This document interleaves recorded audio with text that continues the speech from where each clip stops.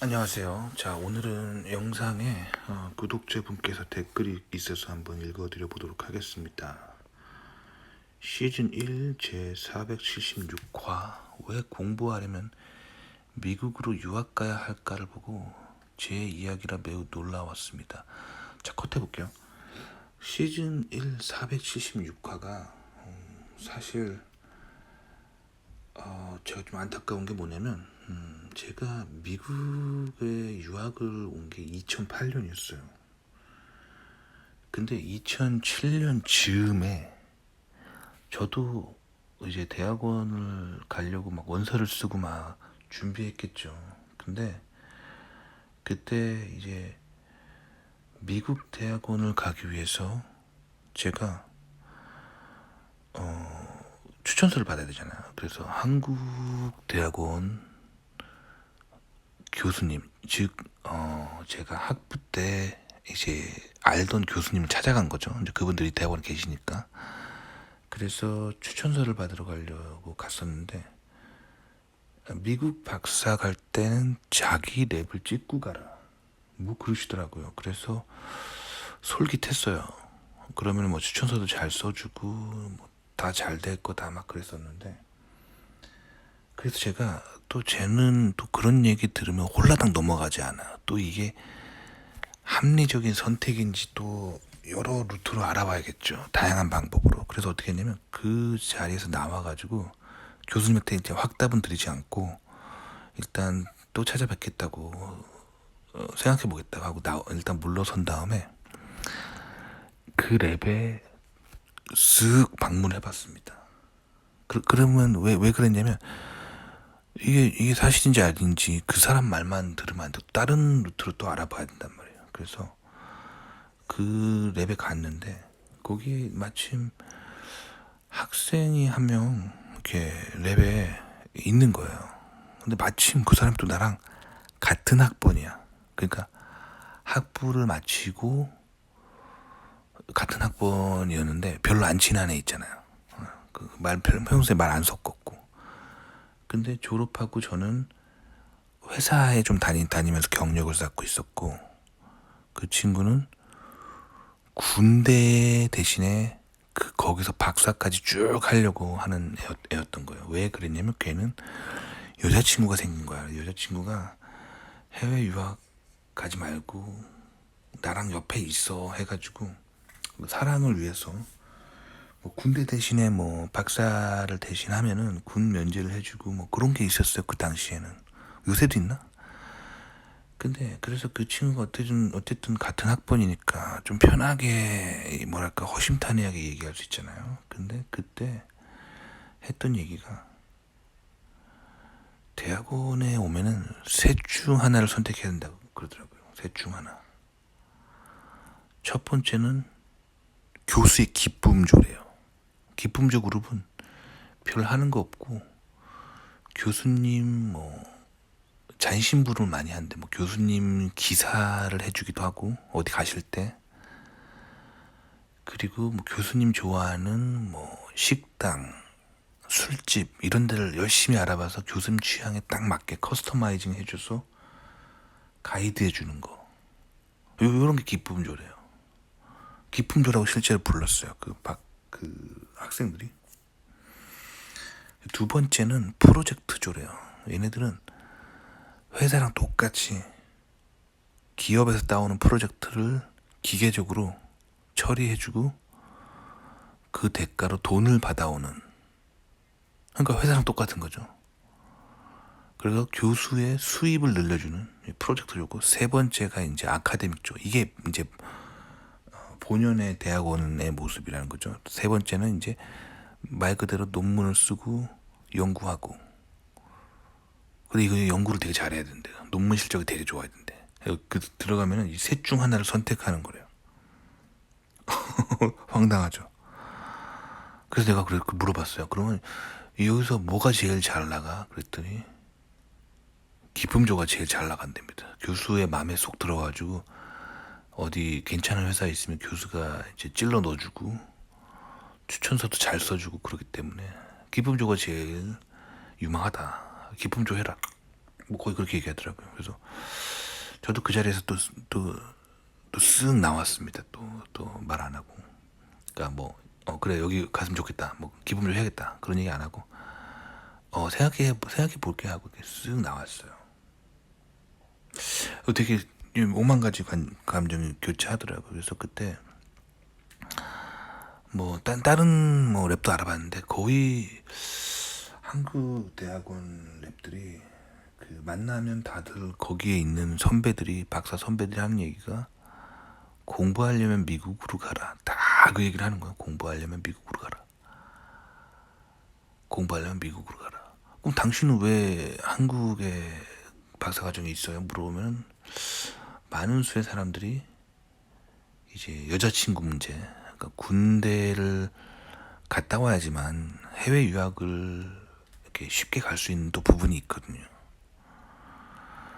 근데 이제 군대를 안 가고 이제 여자친구가 있는 사람들, 이런 사람들은 이제 박사과정이 딱 이제 커리어 쌓고 뭐 그럴 수 있는 딱 좋은 조건이라서 그렇게 하는 사람도 있고, 또 가족들 문제, 가족들을 부양해야 되는 그런 좀 가정 환경이 좀 힘든 사람들, 그런 사람들은 또 이제 함부로 유학 갈 수 없죠. 특히 뭐 호르몬이 모시고 계신 분들은 힘들죠.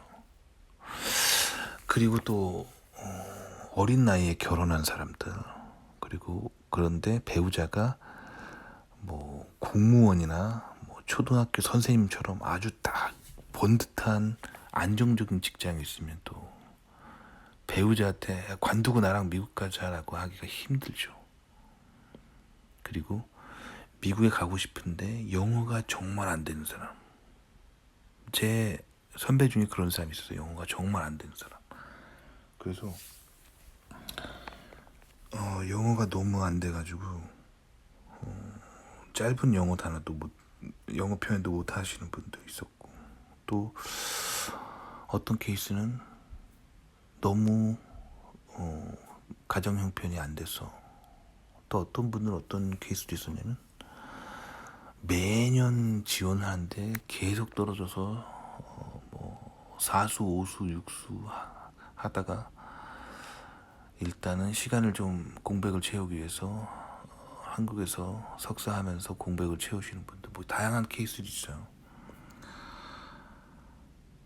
하여튼 그래서 저는 그 상황들을 겪고 나서 미국으로 바로 가야겠다는 생각이 들어서 제가 취했던 전략은 이거였어요. 저도 뭐 눈이 좀 높아서 굉장히 수준 높은 박사과정에 가려고 했는데 학부만 마치고 있는 상태에서는 뭐 가진 게 없잖아요. 그러니까 눈을 낮춘 거예요. 미국도 좀 세계적인 교수와 세계적인 연구를 하는 랩들은 경쟁률이 치열해요. 다들 좋은 데 가고 싶을 거 아니야. 그러니까 미국은 이제, 한국은 주로 학벌이 좋은 데를 가려고 하는데 미국 사람들은 연구가 수준이 높은 사람들, 세계적인 연구를 하는 그런 수준 있는 연구실들은 미국도 경쟁이 치열합니다. 그런데 못 가고 경쟁이 좀 덜한데, 미국 학생들이 잘 안 가려고 하는 좀 그런데 눈을 낮춰서 그런 데서 석사를 한 다음에 거기서 연구한 핏을 바탕으로 박사과정을 간 거예요. 그러니까 미국에서 석사를 하고 미국 박사를 한 거예요, 저는. 근데 그게 훨씬 더 잘 들어갈 수가 있어요. 왜 그러냐면 미국 지도 교수들이 박사과정 학생들을 뽑을 때 연구 핏으로만 승부하는데, 이제 한국 대학원에서는 교수들이 사실 학생들을 뭐 잘 지도해 주는 게 좀 부족해요. 미국 석사 과정이 훨씬 잘 지도해 주기 때문에 박사 과정 더 좋은데 갈 확률, 즉 연구핏을 잘 만들 확률이 미국 석사가 훨씬 좋아요. 그럼 한국 대학원 도대체 왜 그러는 건가? 돈이 없어서 그런가? 돈이 없으니까 교수들이 살아남으려고 학생들을 많이 뽑아놓고, 문어발처럼 다양한 분야에 뽑아놓고 학생들한테 네가 공부해서 논문 네가 쓰는 거야, 이렇게 하는 거죠. 그렇게 하고 교수는 그 실적만 이제 팔아먹으러 영업사원처럼 다니는 교수들, 기형적인 교수들이 막 나타나는 거죠. 물론 이렇게 말하면 열심히 공부하고 연구하는 교수들이 억울할 수도 있죠. 예전에 한번 그 교수님 자녀분으로 보이는 구독자분께서 제가 이런 말 할 때마다 악플을 엄청 다신 분이 계셨어요. 한국 교수님도 안 그렇거든요. 정말 존경스럽고 정말 열심히 하시거든요. 예, 그런 분도 계세요. 그분 뭐 아버님처럼요. 근데 한국 대학원의 근본적인 문제는 돈이에요. 돈이 없으니까 자꾸 교수가 그렇게 나오는 거고, 한 명 지도를 잘 못해주고 학생을 성과로 보는 뭐 그렇게 되는 거죠. 거기다가 플러스로 이제 그 한국 그 특유의 그런 유교적인 일방적인 상명하복 관계가 또 엮이면서 그런 문화가 탄생하는 거죠. 자, 그 다음에 이제 목소리가 기계라서 이 대본도 생성된 것이 아닐까 의심했는데 꿀 정보만 들어있어서 놀라웠습니다. 자, 일단 인공지능 시대가 이제 오잖아요. 그래서 여러분들도 인공지능을 적극 사용하시면 좋을 것 같아요. 그러니까 저도 이제 이 물결이 오기 때문에 이제 여러 가지 시도를 해보는 거예요. 저도 이런 시도를 해보면서 경험치를 쌓을 수 있는 거죠. 그래서 인공지능 시대가 오면서 여러분들도 랩 서치를 할 때나 전공 서치, 뭐 펀드 구하고 뭐 다양한 이런 거를 인공지능 이용해서 자동화하면 굉장히 좋아요. 제가 언제 시간 날 때 또 멤버 영상으로 인공지능 사용해서 랩 서치하는 법 뭐 이런 거를 좀 시간 되면 올리려고 하고 있어요. 근데 지금 시간이 좀 요즘 바빠가지고 사실. 근데 이제 한 가지 제가 드리고 싶은 말씀은 생성형 인공지능 이런 시대가 왔는데, 생성형 인공지능 처음 딱 오픈했을 때 사람들이 가장 많이 했던 질문이 뭐냐면, 인공지능 이용해서 공산주의를 만들 수 있을까? 이거를 굉장히 많이 물어봤어요. 그러니까 뭐냐면 인공지능 이용해서 인공지능이 모든 일을 다 하게 하고 자기는 놀면서 인공지능이 벌어오는 돈을 먹을 수 있을까? 요 생각을 하는 사람이 되게 많았어요. 그리고 실제로도 이런 계획을 짜고 있는 사람이 많고요. 근데 제가 지금 이 어느 모 플랫폼에다가 한번 저도 테스트를 해봤습니다. 어느 모 플랫폼에다가 AI로 생성된 어떤 저작물들을 가지고 자동화해서 수익을 내기 위해서 뭔가를 좀 해봤거든요. 근데 인공지능을 사용한 플랫폼은 인공지능을 또 이용해서 어떤 저작물들이 이게 인공지능이 아닌지 디텍션하는 그런 기능들이 또 추가되고 있어요. 그래서 예를 들면 책을 출판하려고 하는데, 제가 모 플랫폼에 책을 출판하려고 지금 책 쓰고 있거든요. 근데 저도 외국인이라서 책 한 권을 통째로 쓰다 보면은 문법 틀릴 때가 되게 많아요. 제가 영어로 지금 책을 내고 있거든요. 전자책을. 근데 문법 실수를 외국인이니까 좀 하게 되고, 뭐 내국인도 문법 실수합니다. 뭐 저도 제 어떤 말이나 이런데 지금 제가 하는 이 말도 문법 틀린 데가 많은데요. 뭐. 그래서 문법을 교정하기 위해서 처음에는 제가 쓴 책을 뭐 몇백 페이지나 되는 책을 처음부터 끝까지 제가 읽고 또 읽고 내가 혼자 하면 이게 노동력이 장난이 아니에요. 그래서 요즘 AI 문법 교정기가 있습니다. 근데 이 AI 문법 교정기가 너무 좋아요. 딱 틀린 데만 딱 그 단어 철자만 딱 고쳐주면 되는데, 그게 아니라 글을 다시 써줘요. 그리고 이 글을 다시 써줄 때 내가 지금 쓴 글보다 더 어려운 단어를 써서 다시 써줄까? 아니면 쉬운 단어를 써서 다시 써줄까? 즉 패러프레이징까지 해주는 거예요. 처음에는 뭣도 모르고 인공지능이 되게 많이 교정을 해주니까 편하다 했는데, 이런 책을 출판하잖아요. 그러면은 출판사에서 가지고 있는 AI 디텍터가 인공지능을 사용한 컨텐츠다라고 해가지고 영상을 뭐랄까, 영상이 아니죠. 그 책의 그 내용, 책의 내용을 차단해 버립니다. 차단해 버려요. 아니면 어떤 플랫폼들은 그 수익률을 확 낮춰 버리든지. 그러니까 사람들이 생각하는 그 생성형 인공지능 혹은 인공지능이 보조해주는 툴을 사용해서 뭔가 엄청난 돈을 벌 수 있을 거다, 불로소득을 벌 수 있을 거라는 생각은 너무 순진한 생각이에요. 그러니까 저도 AI로 문법 교정해주는 그 소프트웨어가 제 책에 많은 도움을 줄 수 있을 거라고 생각했는데, 물론 그랬죠. 그리고 그걸 이용해서 굉장히 큰 돈을 벌 수 있을 거라고 생각했는데 아니라는 거죠. 출판사에서 책의 출판을 거부하거나 책의 수익률을 확 낮춰버린다는 거죠. 한 권 팔릴 때 가치를 낮춰버린다는 거죠.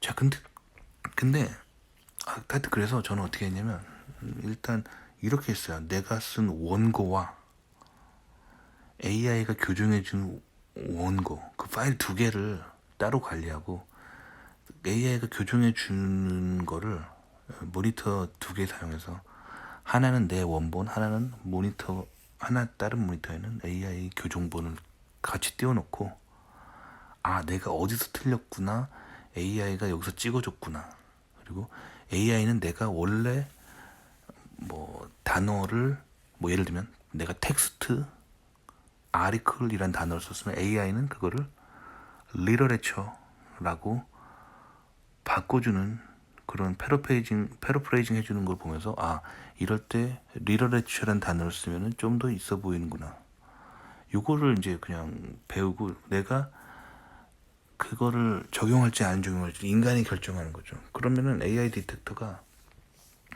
디텍터도 못합니다. 당연하죠. AI가 한 게 아니라 그거는 제가 한 거니까요.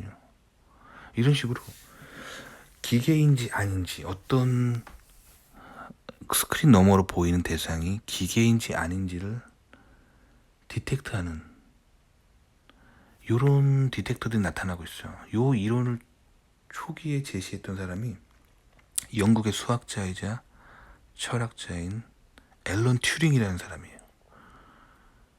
그래서 그런 개념들이 이제 현실에 나타나고 있다는 거죠. 자, 그럼 여기서 앨런 튜링이 또 누구일까요? 하면 또 모르는 사람도 있잖아요. 시청자분들이. 요럴 때 인공지능 비서를 딱 사용하면 좋겠죠. 제가 예를 들면 옆에 인공지능 스피커를 딱 켜놓고 앨런 튜링이 누구인지 설명해줘 하면, 이제 옆에서 이제 인공지능 스피커가 설명해 줄 수 있겠죠. 앨런 튜링은 영국의 유명한 수학자이자 철학자이며 블라블라블라블라 하면서 한 3분 얘기시킬 수 있겠죠. 그 다음에 제가 돌아와서, 네, 잘 들으셨죠? 요분이 앨런 튜링입니다. 요분 사용한 이론, 즉 상대방이 인간인지 기계인지 판단하는 이런 기준들이 굉장히 핫해지고 있습니다. 이렇게 하면은 되겠죠. 그러니까 인공지능 시대에 기술을 이렇게 적절히 활용하면서 조금 편하게 살 수는 있어요. 그러니까 나는 마치 방송국 PD가 되고, 인공지능은 방송국에 들어온 인턴처럼 부려먹으면서 이렇게 조금 편하게 살 수는 있는 거죠. 즉 자본주의 시대에 건강하게 인공지능을 쓰는 법은 나의 노동력을 조금 줄여서 내가 그 시간에 좀 더 창조적인 거에 집중할 수 있는 그런 수단으로서, 보조적인 수단으로서만 쓸 수 있다라고 생각하고, 사람들이 생각하는 것처럼 인공지능을 이용한 공산주의, 그거를 이룰 수는 없어요. 왜냐면 그 공산주의자들은 항상 뭐에 대한 개념이 부족하냐면, 인간이 완벽하다라는 가정을 하고 있어요. 그거 자체가 잘못된 가정이에요. 인간은 완벽하지 않아요. 자기 자신을 돌아보세요. 님 자신을 돌아보세요. 완벽해요? 아니잖아요. 실수도 많이 하고 화도 내고 욕망에 휩싸일 때도 있고. 인간은 완벽하지가 않습니다. 근데 공산주의가 가정하는 거는 인간은 완벽한 존재라는 거예요. 그래서 인간이 만든 시스템으로 이상적인 유토피아를 만들 수 있다는 사상인데, 그래서 틀린 거예요. 그래서 공산주의에 빠지면 무조건 가난해집니다.